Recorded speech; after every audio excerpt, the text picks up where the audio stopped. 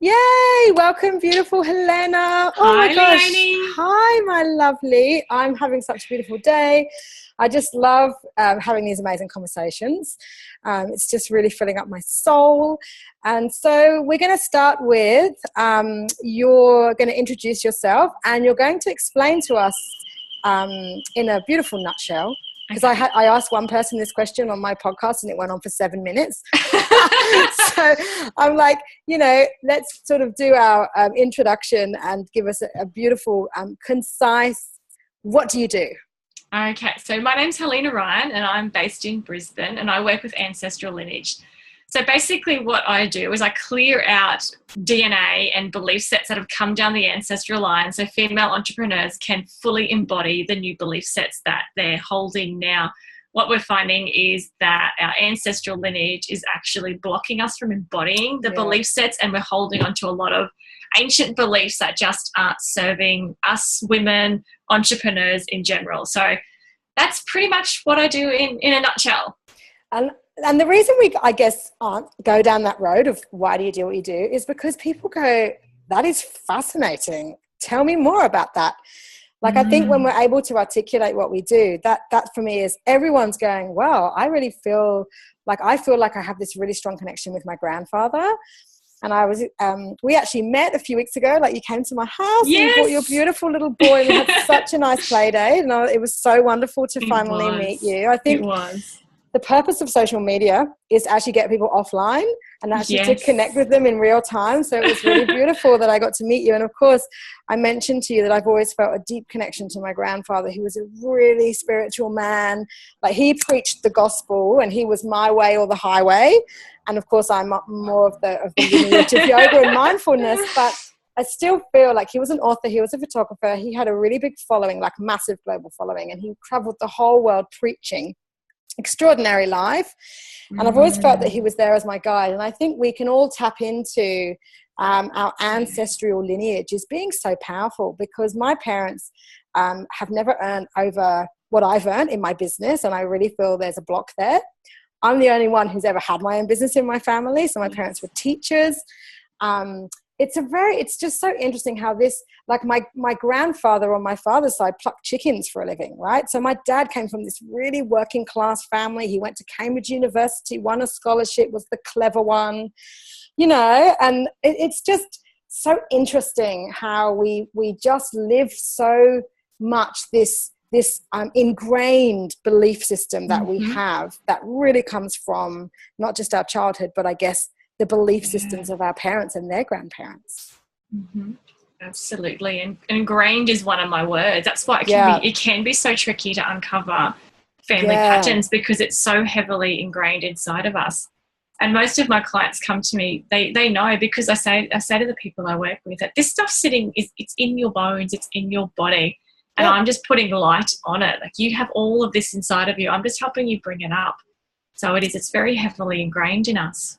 Yeah, it's so fascinating. And I know there's wonderful shows on TV that, go down that path, and celebrities go and discover and start crying that they had all this connection. And I think it just gives you that sense of place in the world.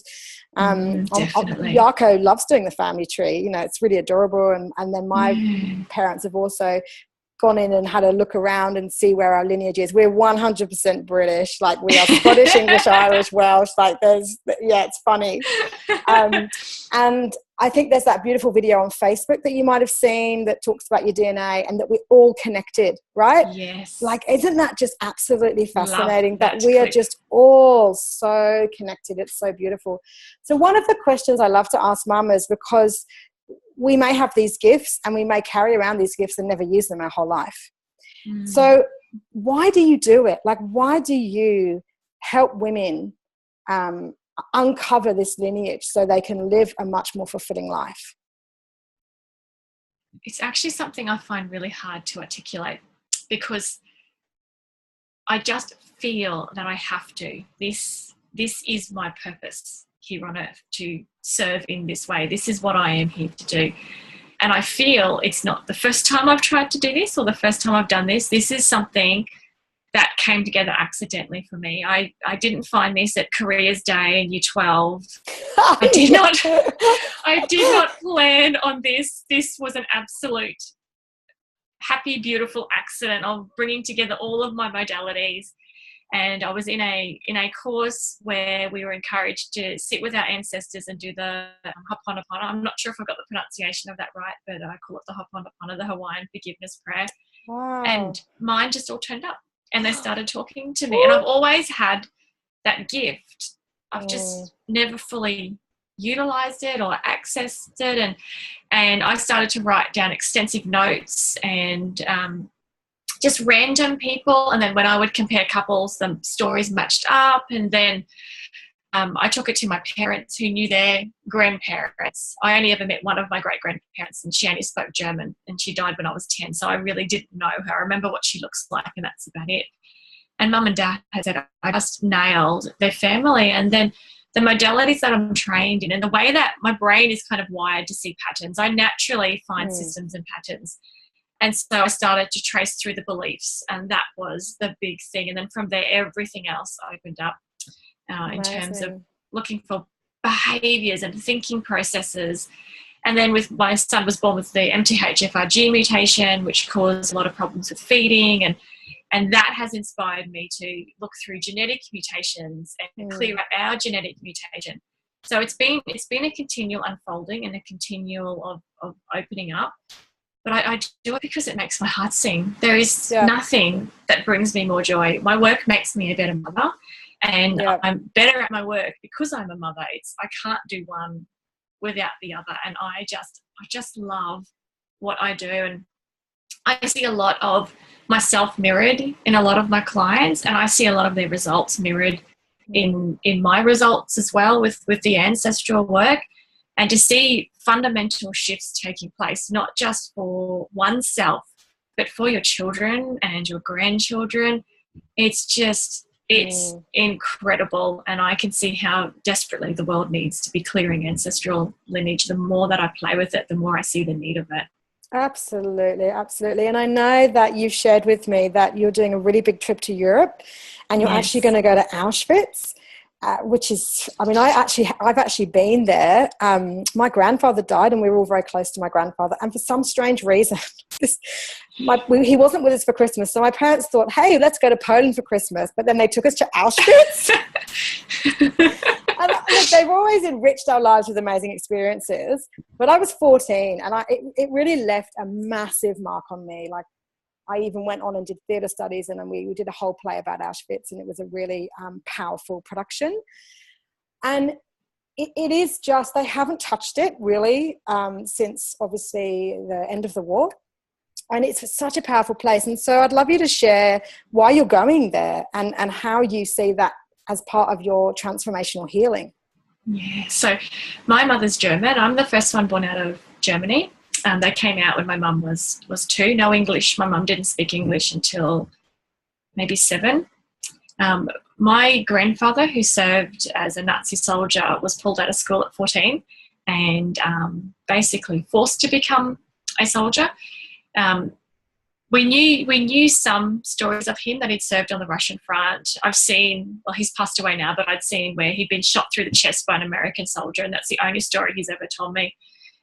And then it was only a few months ago that my mum said to me that he was a guard at Auschwitz. He was 15 years old, and it was at a time when the Allied soldiers were bombing the perimeters of some of his concentration camps in the hope that some of these people imprisoned could escape. And they sent reinforcements to the perimeters. So my grandfather was at the perimeter. Wow. What has stuck with me with that was, I guess, having the skill set that I have, I could go into that story and uncover more. But my German side has always been riddled with shame. Shame has been an emotion that has been at the forefront, I guess, of who we are as people. My grandfather was riddled with shame. It's led to embarrassment, to hiding, to rage. There's so many emotions that have springboarded off of it.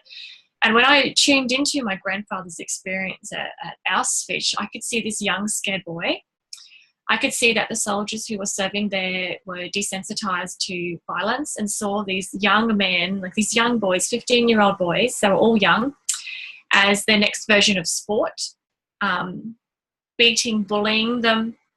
My grandfather witnessed trains of people going in one direction and not returning. He was bullied and just a terrified boy. And so I can feel the level of shame that has come down the German line for their involvement in experiences where it appears they had choice, but they were choiceless in many ways. Yeah. And so our intention at our switch is to go there to hold the family healing. I get quite emotional about this because it's a lot of energy that comes through around this. Yeah. To begin to heal some of this trauma. I'm actually currently, just before I got on the call with you, writing a blog post. What I'm starting to see now is the link between PTSD and depression and postnatal depression. That a lot of the women I've been working with, and it's definitely true in our family, is that when you've got grandfathers who've served in war on either side and they have come home with PTSD and it hasn't been cleared and the trauma hasn't been completed, then it's like the depression gene is much more easily activated. And so depression is something that's quite rife in our family. My mum suffered postnatal depression quite extensively. I got sick with Rossiter fever about 10 years ago, suffered depression, pretty debilitating depression from that. Experienced postnatal depression when my son was about 6 to 9 months old, and got onto that straight away because I was aware of what was happening that time round. But I'm starting to see these links between depression coming through from really traumatic war experiences. So we intend to hold a family healing there and take a few days off after that to recover. We all recognise that our switch is going to be a very emotional experience for all of us. Yeah, I just think depression is just so common now, and we don't know why some people get depression and others don't. And we have it in our family too. So my nanny, who died very young, so I don't really have much memory of her. I do, but it's just not really very clear. She was actually put in the electric chair. Like they gave her electric shocks because they thought she was just so high and then so low. And, back in the day, it's just awful, right? So she had this massive personality, absolute life and soul of the party. But they basically, she was so high and low. So they basically shocked her. So she was just numb. She had no personality. And that's really that's my lineage. And then I look on my son's father. There's definitely depression in his family. My son's grandfather was a very abusive alcoholic when his dad was growing up. And I see it in my son. He has really negative thoughts. And he has a lot of hopelessness, and I think some of it is kind of a cry for help, and other times, it worries me. It really worries me because I think he's able to verbalize it. And how do you kind of hold that space for a child that has such big feelings?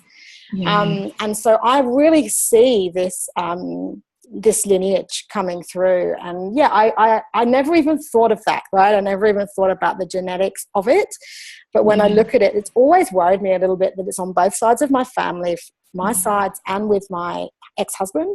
And so it does concern me for my little boy, and all you can do is hold that space and be loving and I guess, teach that. But I think, when it starts to be reflected in our children, that's where it becomes, we really need to step up and deal with that. So I think that what you're doing is phenomenal.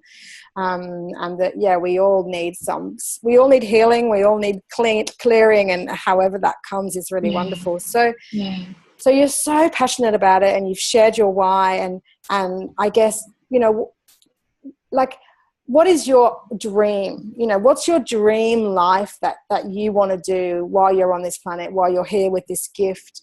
How does that become, how would that manifest into the forms that we are as humans? Because obviously there's so much of what we see that's unseen, right? There's auras and there's energies and there's guides. And I know that you presented at Smart Chicks. And so I wasn't there, but I heard that you called the guides in, and everyone got quite emotional, right? They could feel the ancestors in the room, right? So it was very powerful. So how, what is your deepest desire on this planet to be able to help people heal with this incredible gift you have? I have this dream or this vision that I don't actually know if it's mine. I feel like it smacks me on the back of the head regularly.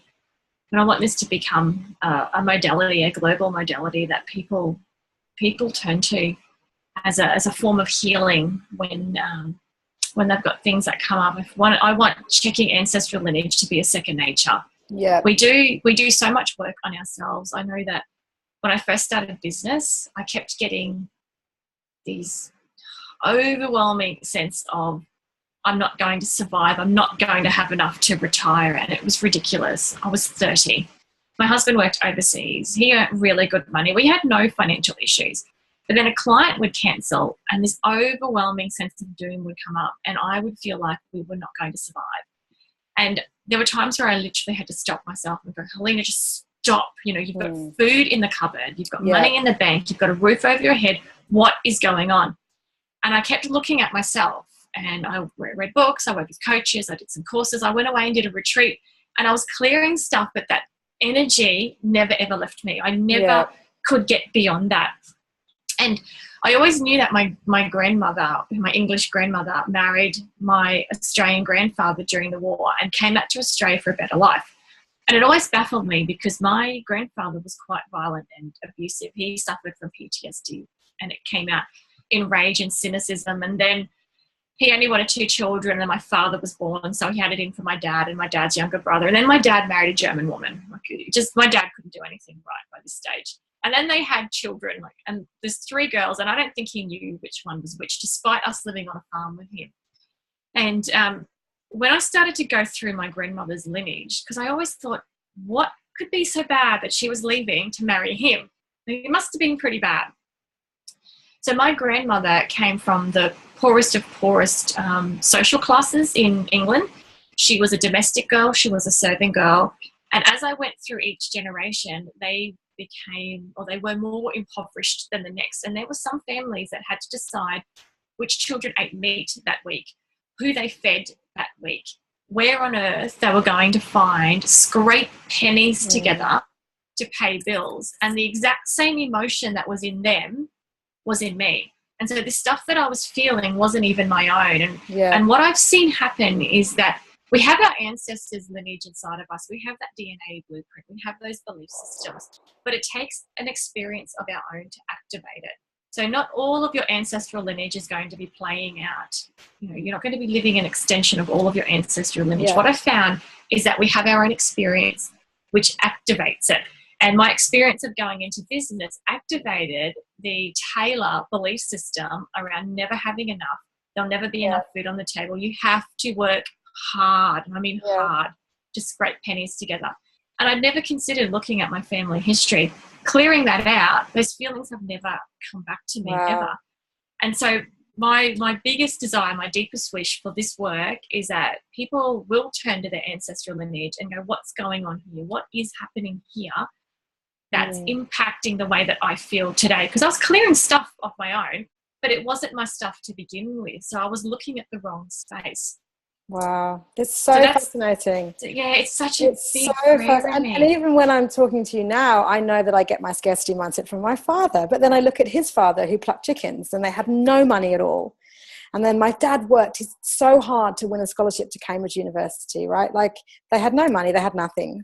And it's like, and I know that comes from the saving and you always have to have money. And they think it's crazy what we're doing right now. Right, we've got no income and we're just trying to live this dream life. And they're on the phone, like being really, like saying really things out of like the intention is there, but they're kind of really frightened for us. And it's like it really does so come from that, and I'm doing all the money mindset courses and even talking to you now. It's like I feel I need to clear that, and when you clear it for your parents, right? So do they then feel, because what's interesting about this situation, and I'm sorry to talk about myself all the time. It's okay. But my mum and dad want to move to Australia, right? They've got 3 kids here. They've got 4 grandkids here, but they're worried about money because they lost a whole heap of money on Brexit. And like, we're all like, it's ridiculous, right? Who cares about money? But so if you were to clear my ancestral clearing around money, would that clear theirs too? Yes. Oh! Yes. Wow. So I work 7 generations back, 7 generations forward. So that's we today, our belief system is going to be passed down to our great grandchildren. That's amazing. And even though we won't know them in physical form, we're going into imprint onto their DNA. So when I work, I clear 7 generations back and 7 generations forward. Wow. And so it's been an interesting experience doing ancestry in my family. So my 4 siblings have the exact same ancestral map. So when I did the work on me, I did the work for my siblings as well, my 2 sisters. Wow. What's also been interesting is that the whole Oliver family lives in Brisbane. So Dad's got his 2 older siblings and his younger brother in Brisbane. And we get together, we were just together on the weekend actually. We have it maybe once or twice a year, a family barbecue, and there's never been a great connection. So the relationship that my cousins have from Dad's older siblings with my grandparents are very, very different to the relationship that we have had with my grandparents, because my grandfather treated the 2 halves of the children very, very differently. And what happened about maybe 8 months ago now, there was a family get-together at my auntie's house, and I was the last child to leave, and it was just myself and my son, and this little boy said to me, "Go home now." So I did the goodbyes, packed Caden in the car, and off we went. But 2 hours later, my mum rings me and she says, "You will not believe this. There was just my father's brother and his wife, his sister and his wife, and his brother and mum and dad left there. They spoke for 2 hours.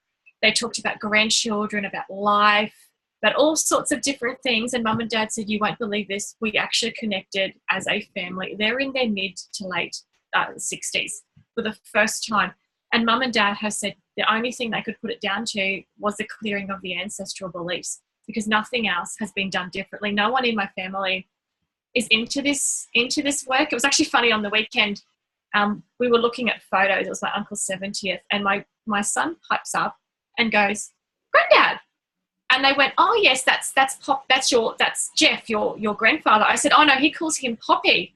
He's referring to my grandfather because my uncle is the spitting image of my grandfather." And my auntie looks at me and you could see that, the wheels clicking, and she goes, "But you never met him." "Oh no, it's okay. He comes in and talks to us all the time." And they just looked at me and they didn't know what to say. So that's the first that they've had any awareness of this is what I do. Nobody in the Oliver side has anything to do with this kind of experience. And so my son is very similar to me, and we see my grandfather pop in regularly now, and we talk to Granddad. That's so it's been really interesting noticing that. And the other big thing that we've noticed has been from our experiences of childhood. Both of my sisters were estranged for about a decade, and my middle sister, she has had a lot of challenges, and in the sense of the way I describe it, or the way it feels to me, is that when she comes in, she likes to swirl up some challenges and some uncomfortableness and throws everybody off. And then when everybody's out of whack, she leaves.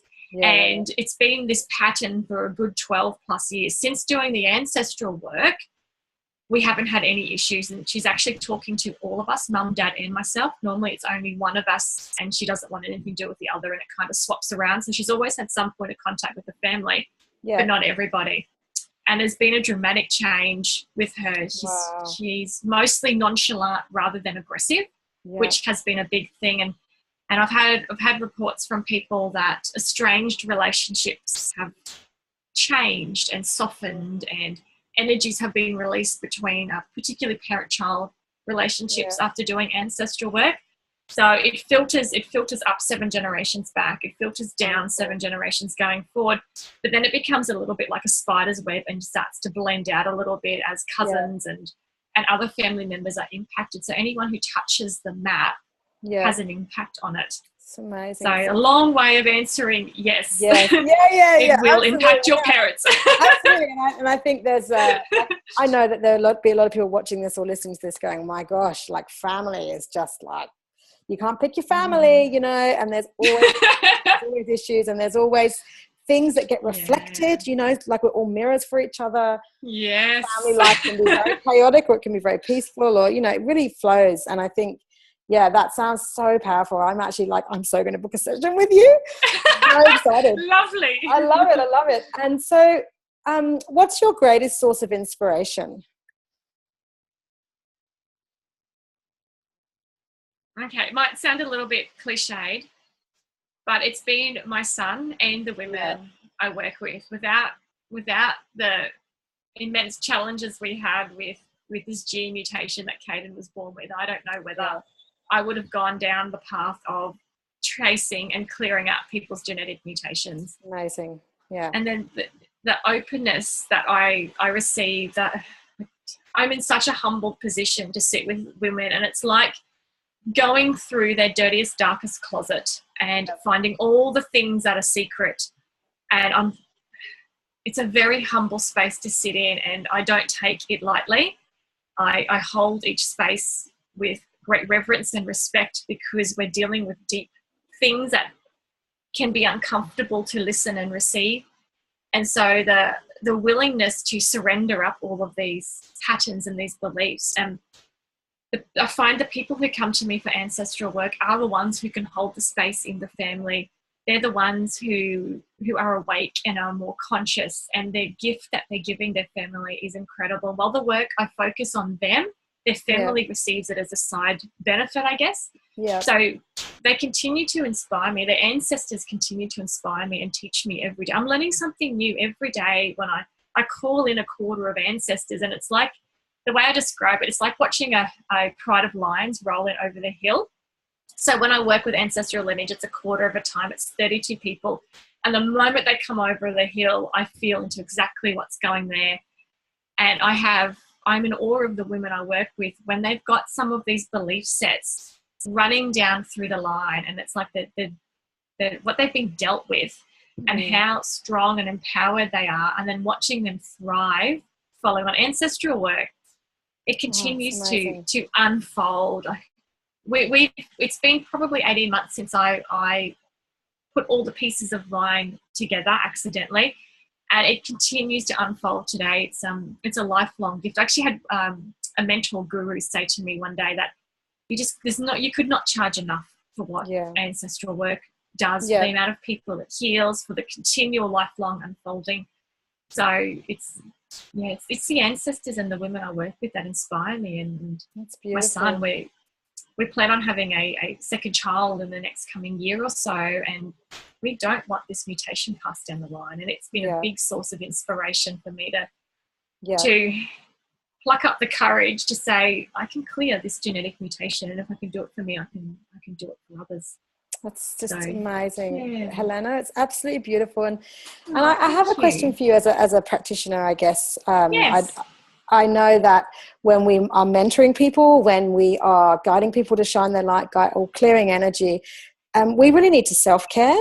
So I was wondering, how do you protect yourself from absorbing that energy? And if you're holding a very negative space, not negative as in, you know, it's like there's the uncomfortableness. How do you self-care so that you don't absorb that? Because that surely would take a lot of energy from you.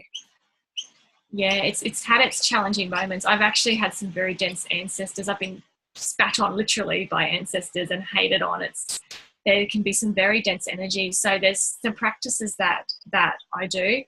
I have, I think part of the reason that I do this so well is that I have no emotional attachment. Even when I did my ancestral story or ancestral history, I wasn't attached to the story. So I have no emotional attachment. And I see myself like a drain pipe coming off the side of the house. So rather the rain doesn't come through the roof and flood the house, it hits and it rolls off. And I find I have that attitude and that mentality when I go, and I'm a messenger, I'm not a carrier.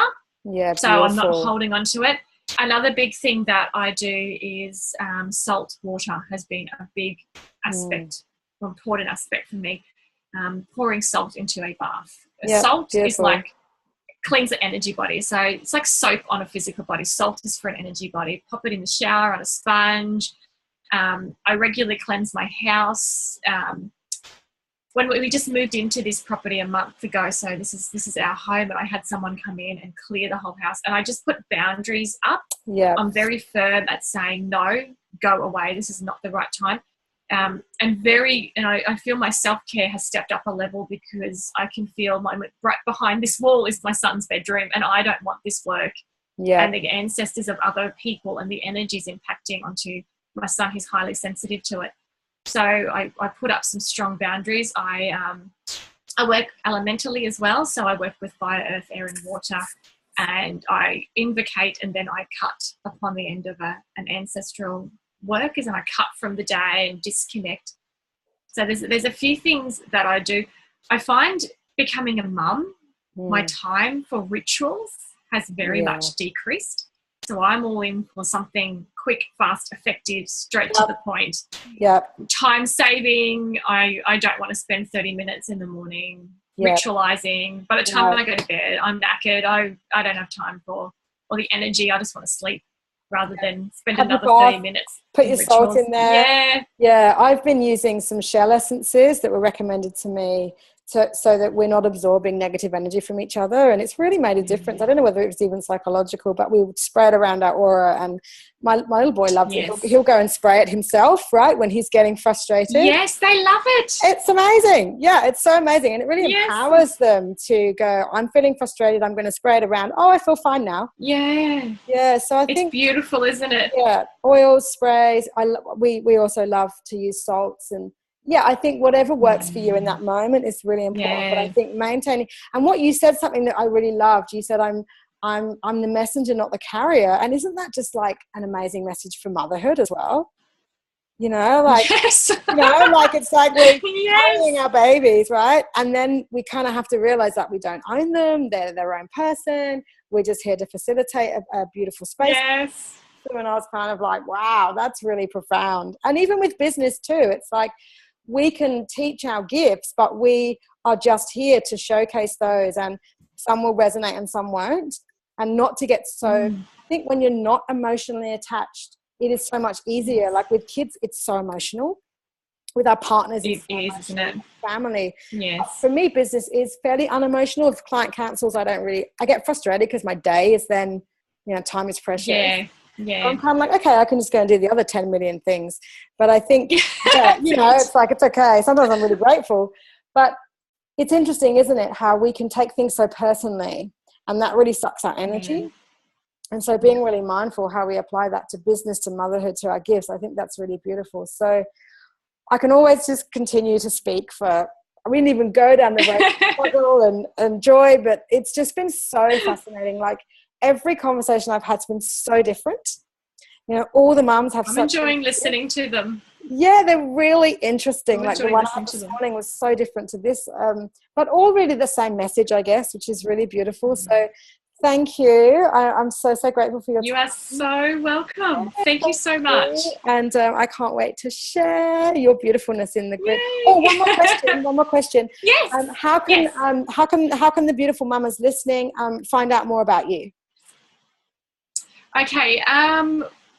My Facebook name's just changed. So my Facebook page is Helena Ryan Ancestral Clearer, or my website is selfjourney.com.au. It's SELF Journey.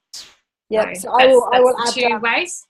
I'll add links, but sometimes people are listening and they don't go back to the posts, so I can just remember selfjourney.com. That's awesome. So thank you. Excellent. Thank you so much, Leonie. Bye. I will talk to you soon. Bye. Thanks. Bye.